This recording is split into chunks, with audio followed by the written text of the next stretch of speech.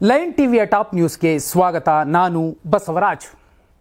ಕಾಂಗ್ರೆಸ್ 136 ಸ್ಥಾನಗಳನ್ನು ಗಳಿಸಿತ್ತು 2023 ರಾಜ್ಯ ವಿಧಾನಸಭಾ ಚುನಾವಣೆಯಲ್ಲಿ.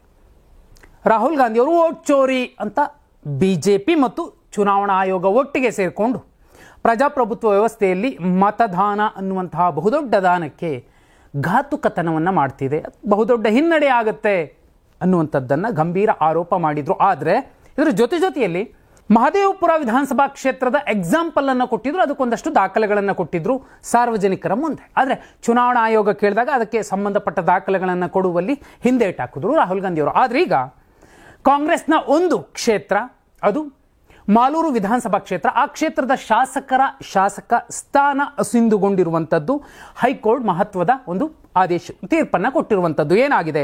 ಮಾಲೂರು ಕಾಂಗ್ರೆಸ್ ಶಾಸಕ KY ನಂಜೇಗೌಡಗೆ ಮಾಜಿ ಶಾಸಕರಾಗುವ ಭಯ ಎದುರಾಗಿದೆ. ಹೈಕೋರ್ಟ್ ಇಂದು 2023 ಮಾಲೂರು ಕ್ಷೇತ್ರದ ಮತ ಮರು ಎಣಿಕೆಗೆ 30 ದಿನಗಳ ಗಡುವು ನೀಡಿದೆ. ಚುನಾವಣೆಯಲ್ಲಿ ಕೇವಲ 248 ಮತಗಳ ಅಂತರದಿಂದ ನಂಜೇಗೌಡರು ಗೆಲುವು ಸಾಧಿಸಿದ್ರು. ಹೀಗಾಗಿ ಬಿಜೆಪಿಯ ಪರಾಜಿತ ಅಭ್ಯರ್ಥಿ ಮಂಜುನಾಥ್ ಗೌಡ ಹೈಕೋರ್ಟ್ ಮೆಟ್ಟಿಲೇರಿದ್ರು. ನಂಜೇಗೌಡ ಆಯ್ಕೆಯನ್ನು ಅಸಿಂಧುಗೊಳಿಸುವಂತೆ ಮನವಿ ಮಾಡಿದ್ರು. ನಂಜೇಗೌಡ ಪರ ವಕೀಲರು ಮನವಿ ಮೇರೆಗೆ ಹೈಕೋರ್ಟ್ ಅಸಿಂಧು ಆದೇಶಕ್ಕೆ 30 ದಿನಗಳವರೆಗೆ ತಡೆ ಕೊಟ್ಟಿದೆ. ಜೊತೆಗೆ ಸುಪ್ರೀಂ ಕೋರ್ಟ್ಗೆ ಮೇಲ್ಮನವಿ ಸಲ್ಲಿಸೋದಕ್ಕೆ ಅವಕಾಶ ನೀಡಿದೆ. 30 ದಿನಗಳ ಒಳಗೆ ಹೈಕೋರ್ಟ್ ಆದೇಶಕ್ಕೆ ತಡೆ ತರಬೇಕು, ಇಲ್ಲವಾದರೆ ಶಾಸಕ ಸ್ಥಾನಕ್ಕೆ ಕುತ್ತು ಬರಲಿದೆ. ಕಳೆದ 2 ವರ್ಷಗಳ ವಿಚಾರಣೆ ಬಳಿಕ ನ್ಯಾಯಮೂರ್ತಿ R ದೇವದಾಸ್ ಅವರಿದ್ದಂತಹ ಪೀಠ ಇಂಥದ್ದೊಂದು ಮಹತ್ವದ ತೀರ್ಪನ್ನು ನೀಡಿರುವಂಥದ್ದು.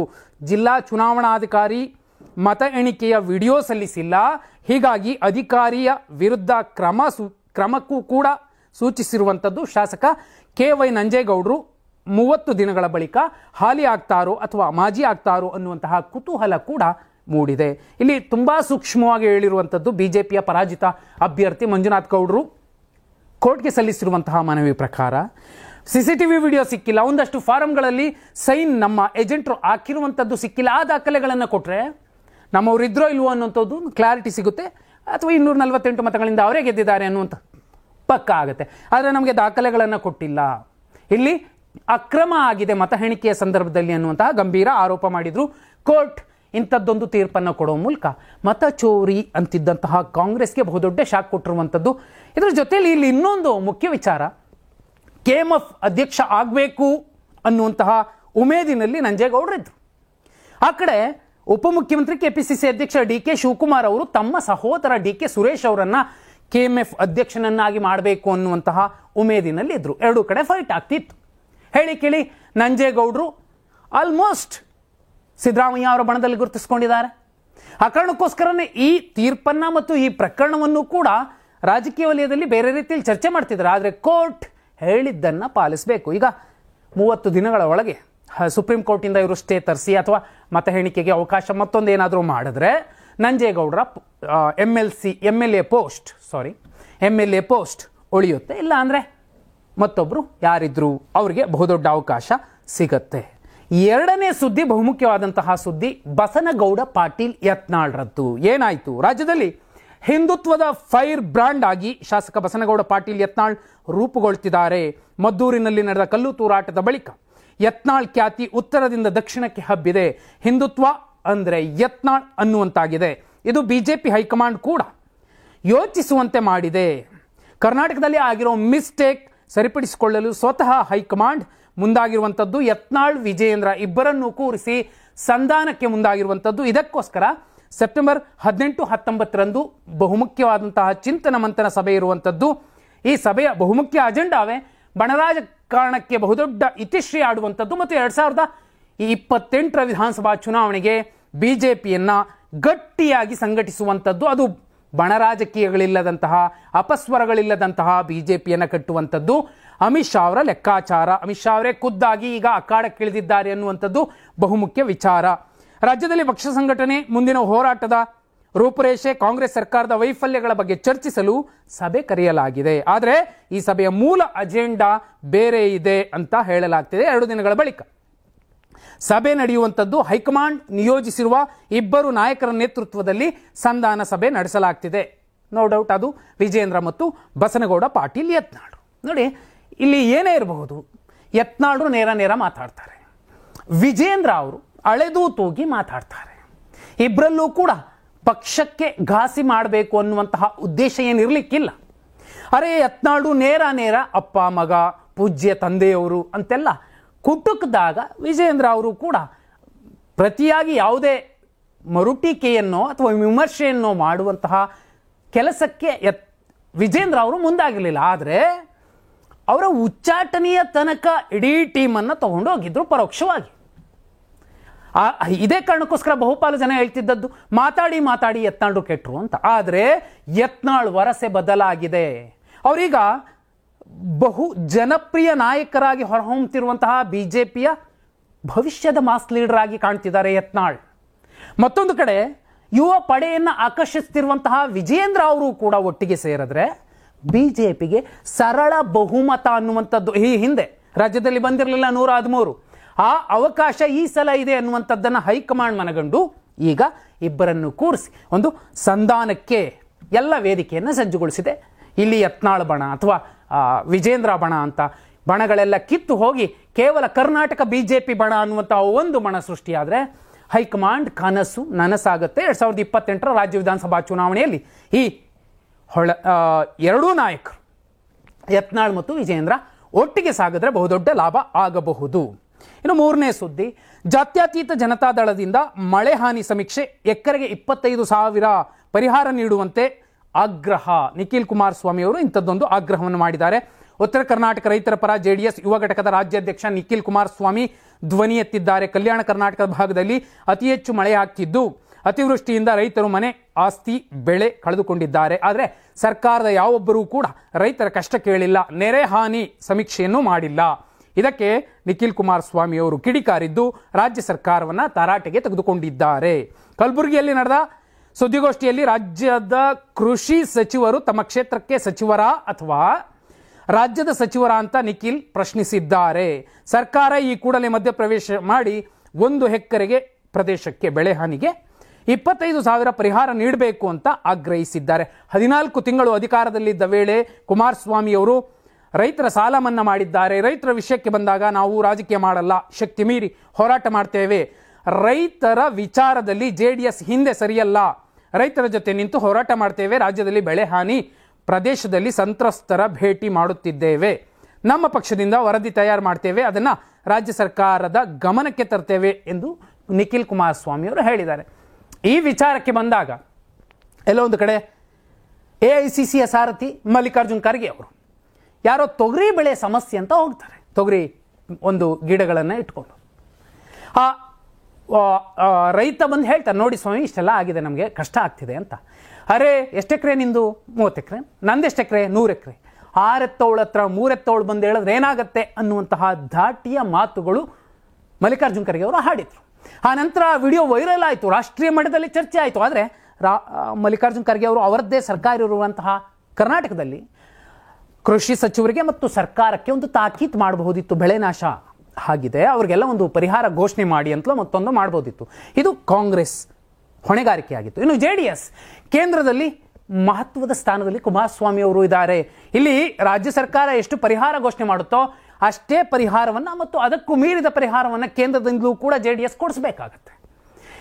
ಒಂದು ವೇಳೆ ನಿಖಿಲ್ ಕುಮಾರಸ್ವಾಮಿ ಅವರ ಮೂಲಕ ನಾವು ಇಷ್ಟು ಪರಿಹಾರ ಕೊಡಿಸ್ತೀವಿ, ನಿಮಗೆ ಸವಾಲ್, ಇಷ್ಟೇ ಪರಿಹಾರವನ್ನು ರಾಜ್ಯದಿಂದಲೂ ಕೊಡಿ ಅಂತ ಹೇಳಿದ್ರೆ ರೈತರಿಗೆ ಬಹುದೊಡ್ಡ ಲಾಭ ಆಗುತ್ತೆ. ಅದು ಜೆಡಿಎಸ್ ಇರಲಿ, ಕಾಂಗ್ರೆಸ್ ಇರಲಿ, ಬಿಜೆಪಿ ಇರಲಿ, ಯಾರೇ ಇರಲಿ, ರೈತರ ಪರವಾಗಿ ನಿಂತರೆ ಆ ಅನ್ನದಾತರು ಎಂದಿಗೂ ಕೂಡ ಮರೆಯೋದಿಲ್ಲ. ಅನ್ನದಾತರ ಬಹುದೊಡ್ಡ ಋಣ ನಮ್ಮೆಲ್ಲರ ಮೇಲಿರುತ್ತೆ. ಅಂತಹ ಋಣವನ್ನು ತೀರಿಸೋದಕ್ಕೆ ಸಾಧ್ಯ ಇಲ್ಲ. ಆದರೆ ಅವರು ಈ ಜಗತ್ತಲ್ಲಿ ಬೋನಸ್ ಇಲ್ದಿರುವಂತಹ ಒಂದು ಕೆಲಸ, ರಿಟೈರ್ಮೆಂಟ್ ಇಲ್ದಿರುವಂತಹ ಒಂದು ಕೆಲಸ, ಪೆನ್ಷನ್ ಇಲ್ದಿರುವಂತಹ ಒಂದು ಕೆಲಸ, ಮಾಡಿದ ಕೆಲಸಕ್ಕೆ ಕೃತಜ್ಞತೆಯನ್ನು ಕೊಡದ ಇರುವಂತಹ ನಾವುಗಳು ಯಾರೇ ಇರಬಹುದು. ಕೆಲಸ ಯಾವುದಾದ್ರೂ ಅನ್ನದಾತಂದು, ಆತ ದುಡಿತಾನೆ. ಇಂತಹ ಸಂದರ್ಭಗಳು ಬಂದಾಗ ಕಣ್ಣೀರು ಹಾಕ್ಕೊಂಡು ಹೋಗ್ತಾನೆ. ಬಂದಿರೋ ಬೆಳೆ ನೀರು ಪಾಲಾದಾಗ ಅಥವಾ ಹಾಕಿರೋ ಬೆಳೆ ಬಿಸಿಲು ಪಾಲಾದಾಗ, ಮಳೆ ಇಲ್ಲದೆ ಸೊರಗದಾಗ ಆತನ ಸಂಕಷ್ಟವನ್ನು ಸರ್ಕಾರಗಳು ಬರ್ತವೆ. ಜೆಡಿಎಸ್ ಬಂತು, ಕಾಂಗ್ರೆಸ್ ಬಂತು, ಬಿಜೆಪಿ ಬಂತು, ಬರುತ್ತೆ ಹೋಗುತ್ತೆ. ಆದರೆ ಆತನ ಕಷ್ಟ ಇವತ್ತಿಗೂ ಬದಲಾಗಿಲ್ಲ, ಬದಲಾಗೋದಿಲ್ಲ. ಬದಲಾಗಬೇಕು ಅಂದರೆ ಒಂದು ಕ್ರಾಂತಿಕಾರಕ ಹೆಜ್ಜೆ ಇಡುವಂತಹ ನಾಯಕರು ಮತ್ತು ಸರ್ಕಾರಗಳು ಬರಬೇಕು. ಆ ಕೆಲಸ ಆಗುತ್ತಾ ನೋಡಬೇಕು. 4ನೇ ಸುದ್ದಿ, ಆಹಾರ ಇಲಾಖೆ ವರದಿಯಿಂದ ಎಲ್ರಿಗೂ ಶಾಕ್. ಶೀಘ್ರವೇ ಲಕ್ಷಾಂತರ ಕಾರ್ಡ್ಗಳು ಕ್ಯಾನ್ಸಲ್, 8 ಲಕ್ಷಕ್ಕೂ ಹೆಚ್ಚು ರೇಷನ್ ಕಾರ್ಡ್ ರದ್ದು. ಬಡವರಿಗೆ ನೀಡುವ BPL ಕಾರ್ಡ್ ಲಕ್ಷಾಂತರ ಅನರ್ಹ ಫಲಾನುಭವಿಗಳು ಹೊಂದಿದ್ದಾರೆ. ಇದು ಸರ್ಕಾರವನ್ನೇ ಬೆಚ್ಚಿ ಬೀಳುವಂತೆ ಮಾಡಿದೆ. ಅನರ್ಹರು ಹೊಂದಿರುವ ಪಡಿತರ ಕಾರ್ಡ್ಗಳ ಮೇಲೆ ಹದ್ದಿನ ಕಣ್ಣಿಡಲಾಗಿದೆ. ರಾಜ್ಯದಲ್ಲಿ ಸುಮಾರು 8 ಲಕ್ಷ ಪಡಿತರ ಚೀಟಿಗಳು ಕ್ಯಾನ್ಸಲ್ ಆಗುವ ಸಾಧ್ಯತೆ ಇದೆ. ಅಕ್ರಮ ಪಡಿತರ ಚೀಟಿಗಳನ್ನು ರದ್ದು ಮಾಡಲು ಕೇಂದ್ರ ಸರ್ಕಾರ ಸೂಚನೆ ಹಿನ್ನೆಲೆ ರಾಜ್ಯದಲ್ಲಿ 8 ಲಕ್ಷಕ್ಕೂ ಹೆಚ್ಚು BPL ಕಾರ್ಡ್ ಕ್ಯಾನ್ಸಲ್ ಆಗುವ ಸಾಧ್ಯತೆ ಇದೆ. ಆಹಾರ ಇಲಾಖೆ ಈಗಾಗಲೇ ವಿಶೇಷ ಕಾರ್ಯಾಚರಣೆ ನಡೆಸಿದ್ದು, ಈ ವಿಶೇಷ ಕಾರ್ಯಾಚರಣೆಯಲ್ಲಿ 12,68,097 ಅನುಮಾನಾಸ್ಪದ ರೇಷನ್ ಕಾರ್ಡ್ ಪತ್ತೆಯಾಗಿವೆ. ಈ ಪೈಕಿ 8 ಲಕ್ಷ ರೇಷನ್ ಕಾರ್ಡ್ ರದ್ದಾಗುವ ಸಾಧ್ಯತೆ ಇದೆ. ಈ ಬಗ್ಗೆ ಶೀಘ್ರವೇ ಸರ್ಕಾರಕ್ಕೆ ವರದಿ ಸಲ್ಲಿಕೆ ಆಗಲಿದೆ. 19,690 ಮಂದಿ ಕಾನೂನು ಬಾಹಿರವಾಗಿ ಕಾರ್ಡ್ ಹೊಂದಿದ್ರೆ 2,684 ಮಂದಿ 25 ಲಕ್ಷಕ್ಕಿಂತ ಅಧಿಕ ವಹಿವಾಟು ನಡೆಸುತ್ತಿರುವುದು ಪತ್ತೆಯಾಗಿದೆ. ಮೃತಪಟ್ಟವರ ಹೆಸರನ್ನು ಬಳಸಿಕೊಂಡು ನಕಲಿ ಕಾರ್ಡ್ ಮಾಡಿಸಿಕೊಂಡಿದ್ದಾರೆ. ರಾಜ್ಯದಲ್ಲಿ ನಿಗದಿಗಿಂತ ಹೆಚ್ಚುವರಿ 14 ಲಕ್ಷ ರೇಷನ್ ಕಾರ್ಡ್ ನೀಡಿರುವುದು ಪತ್ತೆಯಾಗಿದೆ. ಈ ಬಗ್ಗೆ ಆಹಾರ ಇಲಾಖೆ ಸಚಿವ ಮುನಿಯಪ್ಪ ಪ್ರತಿಕ್ರಿಯಿಸಿದ್ದು, ಸೆಪ್ಟೆಂಬರ್ 17ರಂದು ಸುದ್ದಿಗೋಷ್ಠಿ ನಡೆಸಿ ಮಾಹಿತಿ ನೀಡುವುದಾಗಿ ಹೇಳಿದ್ದಾರೆ. ನೋಡಿ, ರೇಷನ್ ಕಾರ್ಡ್ ಅದು BPL ಇರಲಿ APL ಇರಲಿ ಕೊಡೋದು ಸರ್ಕಾರ. ಒಂದು ವೇಳೆ ಇಷ್ಟೆಲ್ಲ 14 ಲಕ್ಷ ಅಥವಾ 8 ಲಕ್ಷ ನಕಲಿ ರೇಷನ್ ಕಾರ್ಡ್ಗಳಿದಾವೆ ಅಂದರೆ ಒಂದು ಭ್ರಷ್ಟಾಚಾರಕ್ಕೆ ಬಲಿಯಾಗಿ ಅವ್ರು ಕೊಡೋ 6,000ನೋ 10,000ಕ್ಕೋ ಇಸ್ಕೊಂಡು ಬಡಪಾಯಿಗಳು ಯಾರಿದ್ದಾರೆ, ಬಡವರು ಬಗ್ಗರು ಯಾರಿದ್ದಾರೆ ಅಂಥವ್ರ ಹೊಟ್ಟೆ ಮೇಲೂ ಕೂಡ ಈ ಯಾರು ಒಂದಷ್ಟು ಅಧಿಕಾರಿಗಳು ಈಗ ಬರೆ ಹಾಕಿದ್ದಾರೆ. ನೋಡಿ, ಈ 8 ಲಕ್ಷದಲ್ಲಿ ಅಧಿಕಾರಿಗಳು ಬೇರೆ ಬೇರೆ ಕಾರಣಕ್ಕೆ ಬೇರೆ ಬೇರೆಯವರನ್ನ ಹೆಸರನ್ನ ಸೇರಿಸಿದ್ರೆ, ಒಂದು ವೇಳೆ ಅನರ್ಹರು ಅಂದರೆ 8 ಲಕ್ಷ ಜನರನ್ನ ಕಿತ್ತು ಬಿಸಾಕ್ಲಿ. ಆದರೆ ಇದರಲ್ಲೂ ಕೂಡ ಒಂದು 10,000 20,000 ಜನ ಅರ್ಹರಿದ್ದೂ ಕೂಡ ತಾಂತ್ರಿಕ ದೋಷಗಳಿಂದ ಅವ್ರ ಕಾರ್ಡ್ ರದ್ದಾದರೆ ಅವರು ಮಣ್ಣು ತಿನ್ನಬೇಕಾ ಅನ್ನುವಂತಹ ಪ್ರಶ್ನೆ ಕೂಡ ಉದ್ಭವಿಸುತ್ತೆ. ಮತ್ತು ಇಲ್ಲಿ ಕೇಂದ್ರ ಹೇಳಿದೆ, ಓಕೆ, ಕೇಂದ್ರನೂ ಹೇಳಿದೆ, ರಾಜ್ಯನೂ ಮಾಡ್ತಿದೆ, ಇಬ್ಬರದು ಪಾಲಿದೆ. ಒಂದು ವೇಳೆ ಅರ್ಹರಿದ್ದಾಗ್ಯೂ ಕೂಡ ತಾಂತ್ರಿಕ ದೋಷದಿಂದಲೋ ಅಥವಾ ಕೆಲ ಅಧಿಕಾರಿಗಳ ಅಸಡ್ಡೆತನದಿಂದಲೋ ಬೇಜವಾಬ್ದಾರಿತನದಿಂದಲೋ ಇವತ್ತು 8 ಲಕ್ಷ ನಕಲಿ ಕಾರ್ಡ್ಗಳಿದಾವೆ ಅಂದರೆ ಅದಕ್ಕೆ ಅವರೇ ಕಾರಣ. ಈಗ ಅವರೇ ಮುಂದೆ ನಿಂತ್ಕೊಂಡು ತೆಗೆಸ್ತಿದ್ದಾರೆ ಅನ್ನೋದಾದರೆ ಯಾರಿಗೆ ಬೈಬೇಕು, ಯಾರನ್ನ ಬೈಬೇಕು, ಯಾರನ್ನ ದೂಷಿಸಬೇಕು ಮತ್ತು ವಿಮರ್ಶಿಸಬೇಕು? ನಿಜವಾದ ಅರ್ಹರಿಗೂ ಕೂಡ ಈ 8 ಲಕ್ಷದ ಪಟ್ಟಿಯಲ್ಲಿ ಇಬ್ಬರಿಗೆ ಅನ್ಯಾಯ ಆದರೂ ಕೂಡ ಅದು ಘೋರ ಅನ್ಯಾಯನೇ. ಇನ್ನು 5ನೇ ಸುದ್ದಿ, ಮೊಸಳೆ ಹೊಸಳ್ಳಿ ಬಳಿ ಘೋರ ದುರಂತ ಏನಾಗಿತ್ತು? ಗಾಯಾಳುಗಳ ನೆರವಿಗೆ ಬಾರದ ಸರ್ಕಾರ, ಆಸ್ಪತ್ರೆ ಬಿಲ್ ಕಟ್ಟಲು ಪೋಷಕರ ಪರದಾಟ. ಹಾಸನ ಮೊಸಳೆ ಹೊಸಳ್ಳಿ ಘೋರ ದುರಂತದಲ್ಲಿ 10 ಮಂದಿ ಮೃತಪಟ್ಟಿದ್ದಾರೆ, 20ಕ್ಕೂ ಅಧಿಕ ಮಂದಿ ಗಂಭೀರವಾಗಿ ಗಾಯಗೊಂಡಿದ್ದಾರೆ. ಗಾಯಾಳುಗಳ ಚಿಕಿತ್ಸಾ ವೆಚ್ಚವನ್ನು ಭರಿಸುವುದಾಗಿ ಹೇಳಿದ್ದ ರಾಜ್ಯ ಸರ್ಕಾರ ಇದೀಗ ನಿರ್ಲಕ್ಷ್ಯ ಧೋರಣೆ ಅನುಸರಿಸಿದೆ. ಹಾಸನ ನಗರದ ಖಾಸಗಿ ಆಸ್ಪತ್ರೆಯಲ್ಲಿ ಆದರ್ಶ್ ಋತ್ವಿಕ್ ಚಿಕಿತ್ಸೆ ಪಡೆಯುತ್ತಿದ್ದಾರೆ. ಈಗಾಗಲೇ ಲಕ್ಷಾಂತರ ರೂಪಾಯಿ ಬಿಲ್ ಆಗಿದ್ದು, ಕನಿಷ್ಠ ಅರ್ಧದಷ್ಟು ಹಣ ಕಟ್ಟುವಂತೆ ಆಸ್ಪತ್ರೆಯವರು ಒತ್ತಡ ಹಾಕುತ್ತಿದ್ದಾರೆ. ಉಳಿತಾಯ ಮಾಡಿದ್ದ ಹಣವೆಲ್ಲ ಖರ್ಚಾಗಿದ್ದು ಹೆಚ್ಚಿನ ಹಣದ ಅವಶ್ಯಕತೆ ಇದೆ. ನೀಡಿದ್ದ ಭರವಸೆಯಂತೆ ಜಿಲ್ಲಾಡಳಿತ ನಡೆದುಕೊಂಡಿಲ್ಲ. ಬಿಲ್ ವಿಚಾರವಾಗಿ ಯಾವುದೇ ಭರವಸೆ ನೀಡಿಲ್ಲ. ಆಸ್ಪತ್ರೆ ಆಡಳಿತ ಮಂಡಳಿ ಜೊತೆಗೂ ಮಾತಾಡಿಲ್ಲ. ಮುಂದಿನ ಬಿಲ್ ಪ್ರೋಸೆಸ್ ಬಗ್ಗೆ ಗಾಯಾಳುಗಳ ಕುಟುಂಬಸ್ಥರು ಕಂಗಾಲಾಗಿದ್ದಾರೆ. ಬಿಲ್ ಕಟ್ಟಿ ಬೇರೆ ಆಸ್ಪತ್ರೆಗೂ ಕರೆದುಕೊಂಡು ಹೋಗೋಕೆ ಆಗ್ತಿಲ್ಲ. ದುಬಾರಿ ಹಣ ಕಟ್ಟಿ ಚಿಕಿತ್ಸೆ ಕೊಡಿಸೋಕು ಆಗದಂತಹ ಸ್ಥಿತಿಯಲ್ಲಿದ್ದಾರೆ. DC ಅವರನ್ನ ಫೋನ್ ಕೇಳಿದ್ರೆ DC ಅವರಿಗೆ ಫೋನ್ ಮಾಡಿ ಕೇಳಿದ್ರೆ ಖಾಸಗಿ ಆಸ್ಪತ್ರೆಗೆ ಯಾಕೆ ಕರ್ಕೊಂಡು ಹೋಗಿದ್ದೀರಾ ಅಂತ ಪ್ರಶ್ನಿಸಿದ್ರಂತೆ. ಆರೋಗ್ಯ ಇಲಾಖೆ ಯಾರೊಬ್ಬರು ಕೂಡ ಸಂಪರ್ಕಿಸಿಲ್ವಂತೆ. ಸದ್ಯ ದುಡ್ಡು ಕಟ್ಟಿ ಅಂತ ಆಸ್ಪತ್ರೆಯವರು ದುಂಬಾಲು ಬಿದ್ದಿದ್ದಾರೆ. ದಿಕ್ಕು ತೋಚದೆ ಕಂಗಾಲಾಗಿರುವ ಗಾಯಾಳುಗಳ ಪೋಷಕರು ತಕ್ಷಣವೇ ಸರ್ಕಾರದ ನೆರವಿಗೆ ಬರುವಂತೆ ಮನವಿ ಮಾಡಿದ್ದಾರೆ. ಪೋಷಕರು ಖಾಸಗಿ ಆಸ್ಪತ್ರೆಗೆ ಹೋದ್ರು, ಸರ್ಕಾರಿ ಆಸ್ಪತ್ರೆಗೆ ಹೋದ್ರು, ಆದರೆ ಅವರ ಮಕ್ಕಳನ್ನು ಉಳಿಸ್ಕೊಳ್ಳೋದಕ್ಕೆ ಆ ಕ್ಷಣಕ್ಕೆ ಪರದಾಡಿದ್ದಾರೆ. ನಿನ್ನೆ ಅಥವಾ ಇವತ್ತು ದೆಹಲಿಯಲ್ಲಿ ಒಂದು ಪ್ರಕರಣ ಆಗಿದೆ. BMW ಕಾರ್ ಆಕ್ಸಿಡೆಂಟ್ ಆಗಿದೆ. 20 ಕಿಲೋಮೀಟರ್ ದೂರದಲ್ಲಿರೋ ಆಸ್ಪತ್ರೆಗೆ ತಗೊಂಡೋಗಿ ಸೇರಿಸಿದ್ದಾರೆ, ಸತ್ತಿದ್ದಾರೆ. ಆ ತಕ್ಷಣಕ್ಕೆ ಎಲ್ಲಿ ಸೇರಿಸಬೇಕೋ ಎಲ್ಲಿ ಸೇರಿಸಬಾರ್ದು, ಆಕ್ಸಿಡೆಂಟ್ ಆಗಿದೆ, ಘೋರ ದುರಂತ ಆಗಿದೆ, ರಕ್ತ ಸೋರ್ತಿದೆ ಅಥವಾ ಮೈ ಮೇಲೆ ಟ್ರಕ್ ಹರಿದೋಗಿದೆ. ಇಲ್ಲಪ್ಪ ಸರ್ಕಾರಿ ಆಸ್ಪತ್ರೆಗೆ ಸೇರಿಸೋಣ, ಇನ್ನೊಂದು 8 ಕಿಲೋಮೀಟರ್ ತಡಿ ಅಂತ ನಿಲ್ಲಿಸ್ಕೊಂಡ್ರೆ ಆ ಜೀವ ಉಳಿಯುತ್ತೆ. ಮತ್ತು ಇನ್ನೊಂದು, ಇಲ್ಲಿ ಆರೋಗ್ಯ ಅನ್ನುವಂಥದ್ದು ಪುಗ್ಶೆಟ್ಟಿಗೆ ಸರ್ಕಾರಿ ಆಸ್ಪತ್ರೆಯಲ್ಲಿ ಸಿಗುತ್ತೆ ಅಥವಾ ದುಡ್ಡು ಕೊಟ್ಟರೆ ಖಾಸಗಿ ಆಸ್ಪತ್ರೆಯಲ್ಲಿ ಸಿಗುತ್ತೆ ಅಂತ ಲೆಕ್ಕ ಹಾಕೋಕ್ಕಾಗಲ್ಲ. ಸಮಯಕ್ಕೆ ಸರಿಯಾಗಿ ನಾವು ಆ ವ್ಯಕ್ತಿಗೆ ಚಿಕಿತ್ಸೆ ಕೊಡಿಸಿದ್ರೆ ಉಳಿತಾರೆ, ಇಲ್ಲಾಂದ್ರೆ ಉಳಿಯೋದಿಲ್ಲ. ಇಲ್ಲಿ ಪೋಷಕರು ಕೂಡ ಸರ್ಕಾರ ನಮ್ಗೆ ಹಣ ಕೊಡಬಹುದು ಅನ್ನೋ ಕಾರಣಕ್ಕೆ ಸೇರಿಸಿದಾರೋ ಬಿಟ್ಟಿದ್ದಾರೋ, ಆದರೆ ಒಂದು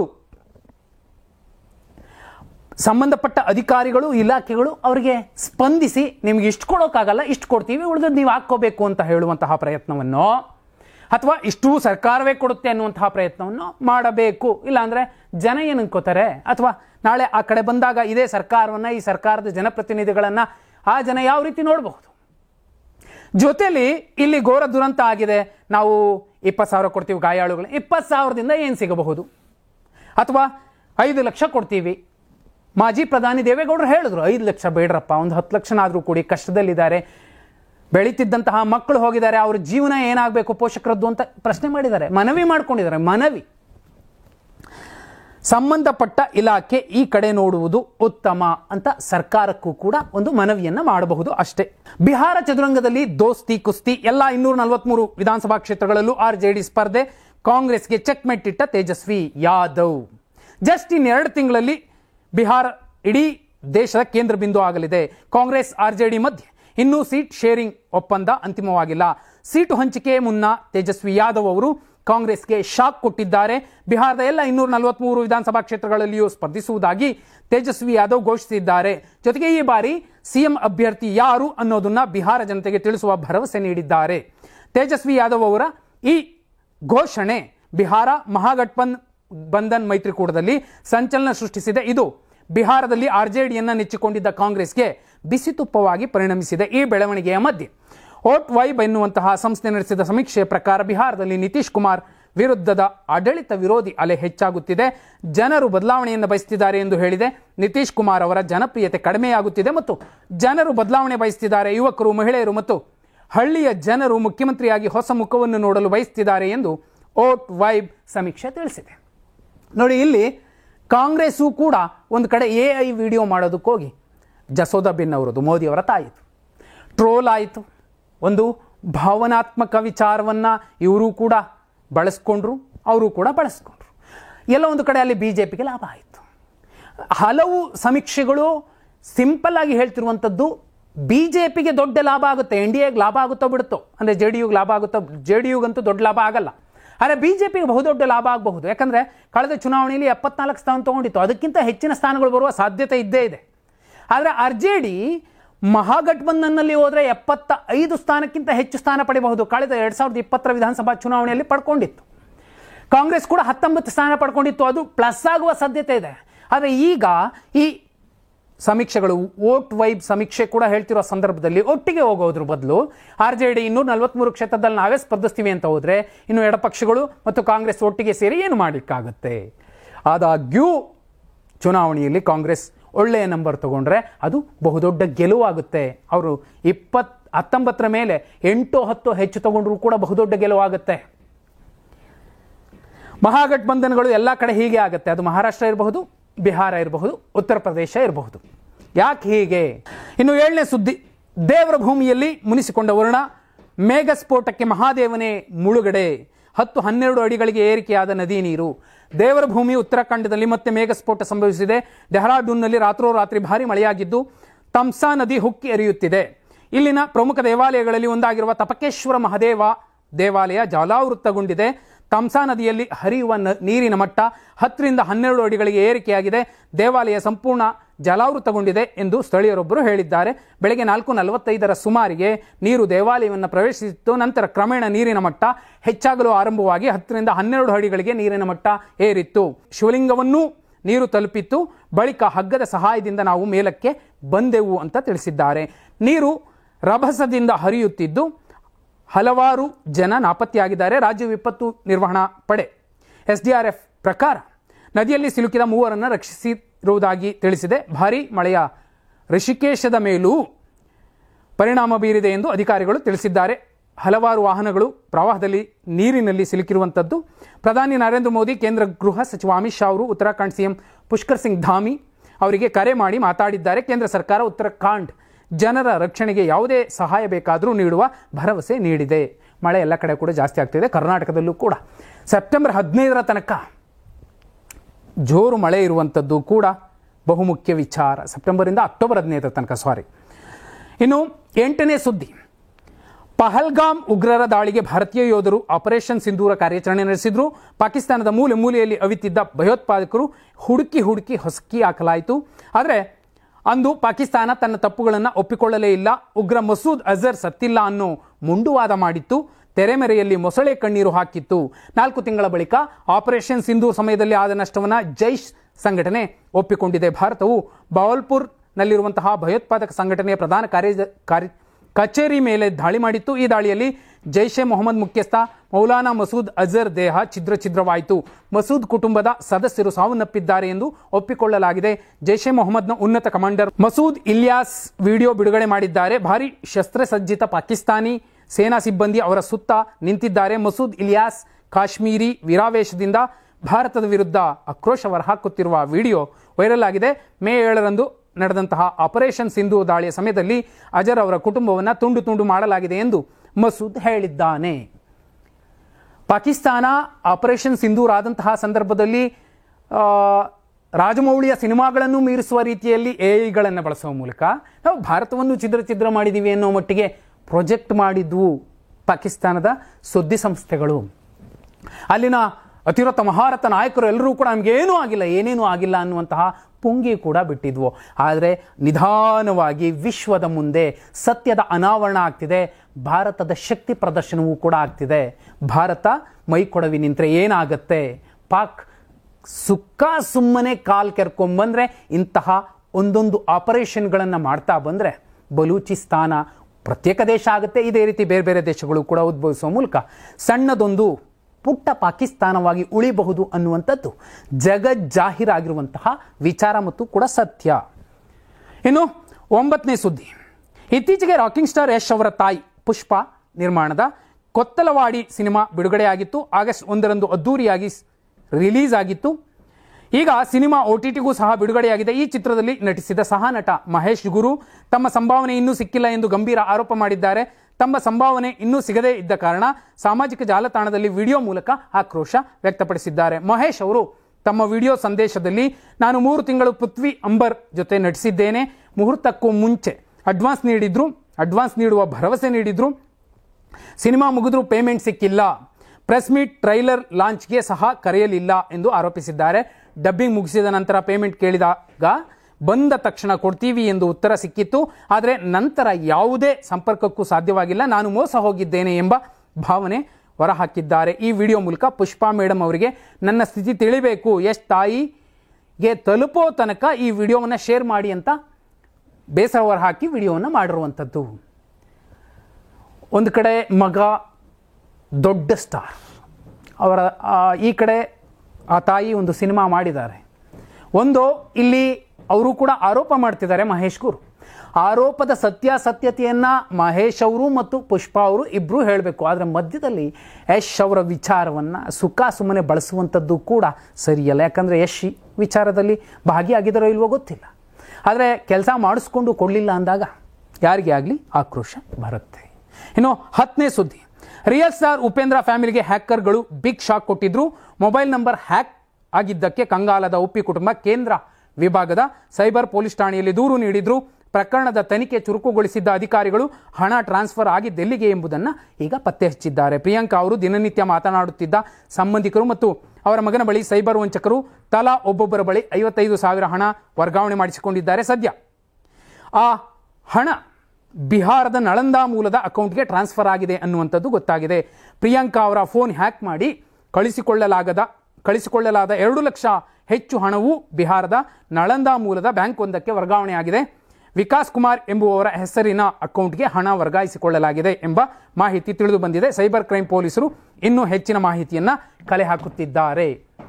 ಹ್ಯಾಕಿಂಗ್ ಅನ್ನೋದು ತುಂಬ ದೊಡ್ಡ ಮಟ್ಟದಲ್ಲಿ ಆಗ್ತಿರುವಂತಹ ಸಂದರ್ಭದಲ್ಲಿ ತೀರಾ ಬುದ್ಧಿವಂತನಿಗೆ ಈ ಥರ ಆಗ್ಬಿಡ್ತು, ಬುದ್ಧಿವಂತನ ಕುಟುಂಬಕ್ಕೆ ಈ ಥರ ಆಗ್ಬಿಡ್ತು ಅಂದರೆ ಇನ್ನುಳಿದವರ ಕತೆ ಏನು? ಅದಕ್ಕೆ ತುಂಬ ಅನುಮಾನ ಅನಿಸುವಂತಹ ಯಾರದ್ದೋ ಸೇವ್ ಮಾಡ್ಕೊಳ್ಳದೆ ಇರುವಂತಹ ಕಾಲ್ಗಳು ಬಂದರೆ ಟ್ರೂ ಕಾಲರ್ ಇದ್ದಾಗ ಕೆಲವರ ಹೆಸರು ಗೊತ್ತಾಗಲ್ಲ. ಅಂತಹ ನಂಬರ್ಗಳನ್ನು ಸ್ವೀಕರಿಸುವ ಅಥವಾ ಸ್ವೀಕರಿಸದೇ ಇರುವಂತಹ ಜಾಣ್ಮೆ ನಮಗಳಿಗೆ ಬಿಟ್ಟಿದ್ದು. ಸಸ್ಪೀಷಿಯಸ್ ಅನ್ನುವಂತಹ ಮೆಸೇಜ್ಗಳು ಬಂದಾಗ, ವಾಟ್ಸಪ್ ಕಾಲ್ ಬಂದಾಗ, ವಾಟ್ಸಪ್ ಮೆಸೇಜ್ ಬಂದಾಗಲೂ ಕೂಡ ನಾವು ಅದನ್ನು ಸ್ವೀಕರಿಸದೇ ಇರುವಂಥದ್ದು ಉತ್ತಮ. ಒಂದು ವೇಳೆ ವಾಟ್ಸಪ್ ಕಾಲ್ ಬಂದಾಗ ಏನೇನಾಗುತ್ತೆ ಅನ್ನೋದಕ್ಕೆ ರಾಜ್ಯ ರಾಜಕಾರಣದಲ್ಲಿ ತಮ್ಮ ಬಹುದೊಡ್ಡ ಪೋಸ್ಟ್ಗಳನ್ನು ಬಿಟ್ಟುಕೊಟ್ಟು ಸುಖ ಸುಮ್ಮನೆ ಕೂತಿರುವಂತಹ ರಾಜಕಾರಣಿಗಳು ಕೂಡ ಸಾಕ್ಷ್ಯ ಮತ್ತು ಉದಾಹರಣೆಯಾಗಿ ನಮಗೆ ಕಾಣ್ತಿದ್ದಾರೆ. ಇದು ಇವತ್ತಿನ ಲಯನ್ ಟಿವಿಯ ಟಾಪ್ ನ್ಯೂಸ್. ನಾಳೆ ಇಂಥದ್ದೇ ಒಂದಷ್ಟು ಸುದ್ದಿಗಳನ್ನು ತಗೊಂಡು ಸರಳವಾಗಿ ಸಮಗ್ರವಾಗಿ ನಿಮ್ಮ ಮುಂದೆ ಇಡುವಂತಹ ಪ್ರಯತ್ನ ಮಾಡ್ತೀನಿ. ಧನ್ಯವಾದ. ಶುಭರಾತ್ರಿ.